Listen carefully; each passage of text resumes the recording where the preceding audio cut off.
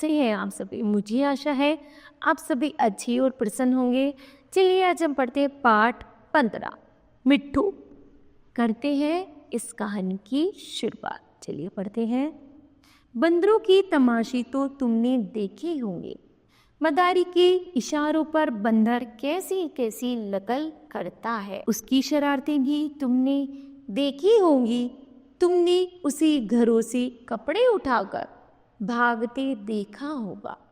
पर आज हम तुम्हें एक ऐसा हाल सुनाते हैं जिससे मालूम होना होगा कि बंदर बच्चों से दोस्ती भी कर सकता है। कुछ दिन हुए लखनऊ में एक सर्कस कंपनी आई थी। उसके पास शेर, भालू, चीता और कई तरह के और भी जानवर थे।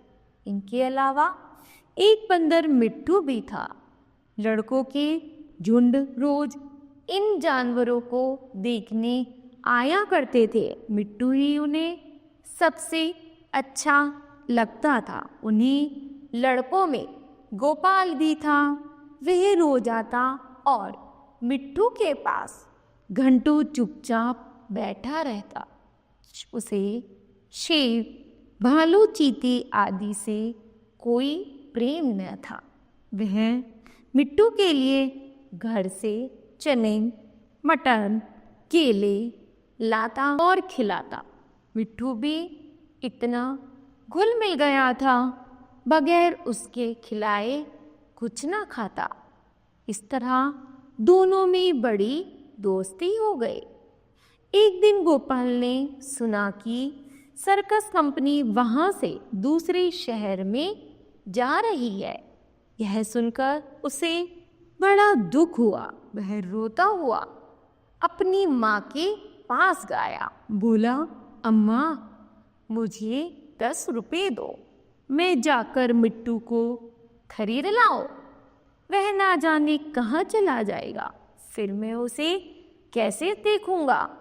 वह भी मुझे न देखेगा तो रोएगा। माँ ने समझाया, बेटा, बंदर किसी को प्यार नहीं करता, यह तो बड़ा शैतान होता है। यहाँ आकर सबको काटेगा, बेकार में उलाहने सुनने पड़ेंगे। लेकिन लड़के पर माँ के समझाने का कोई असर न हुआ। वह रोने लगा। आखिर माँ ने मजबूर होकर उसे 10 रुपये निकाल कर दे दिए। 10 रुपये पाकर गोपाल मारे खुशी के फूल उठा। फिर मिट्टू को खरीदने चला, लेकिन मिट्टू वहां दिखाई ना दिया। गोपाल का दिल भर आया। मिट्टू कहीं भाग तो नहीं गया। मालिक को 10 रुपये दिखाकर गोपाल बोला, क्यों साहब, मिट्टू को मेरे हाथ बेचेंगे? मालिक ने चुपचाप सुन लिया, कोई जवाब नहीं दिया और मिट्टू को इधर उधर ढूंढने लगा। वह उसे ढूंढने में इतना मग्न था कि उसे किसी बात की खबर न थी। उसे यह पता ही नहीं चला कि गोपाल चीते के कटघरे के पास आ गया था। चीता भीतर चुपचाप लेटा था। गोपाल को कटघरे के पास देखकर उसने पंजा बाहर निकाला और उसे पकड़ने की कोशिश करने लगा। गोपाल तो दूसरी तरफ ताक रहा था। उसे क्या खबर थी कि चीते का तेज पंजा उसके हाथ के पास पहुंच गया है। वह इतना करीब था कि चीता उसका हाथ पकड़कर खींच ले। इतने में मिट्टू ने मालूम कहाँ से आकर उसकी पंजों पर कूद पड़ा और पंजों को दांतों से काटने लगा। चीते ने दूसरा पंजा निकाला और उसे ऐसा घायल कर दिया कि वह वहीं पर गिर पड़ा और जोर जोर से चीखने लगा। मिट्टू की यह हालत देखकर गोपाल भी रोने लगा। दोनों का रोना सुनकर लोग दौड़े, पर देखा कि मिट्टू बेहोश पड़ा है।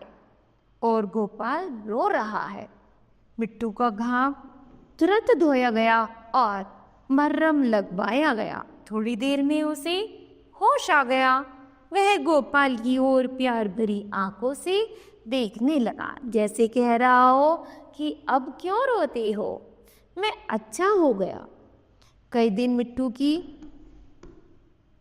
मरहम पट्टी होती रही और आखिर वह बिल्कुल अच्छा हो गया। गोपाल अब रोज आता और उसे रोटियां खिलाता। आखिर कंपनी के चलने का दिन आया। गोपाल बहुत उदास था।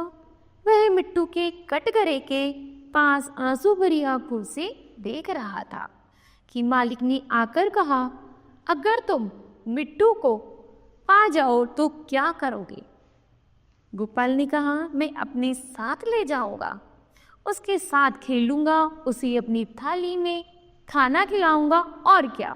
मालिक ने कहा, अच्छी बात है, मैं बिना तुमसे 10 रुपये लिए ही इसे तुम्हारे हाथ बेचता हूँ। गोपाल को जैसे कोई खजाना मिल गया हो। उसने मिट्टू को गोद में उठा लिया, पर मिट्टू नीचे कूद पड़ा और उसके पीछे पीछे चलने लगा। दोनों खेलते कूदते घर पहुंच गए। इस तरह बच्चों यह पाठ समाप्त होता है। तो बताओ आपको इस कहानी से क्या शिक्षा मिलती है?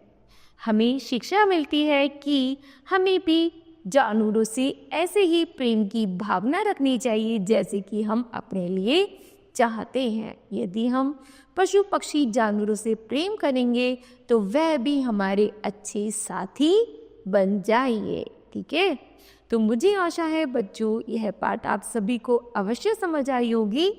धन्यवाद।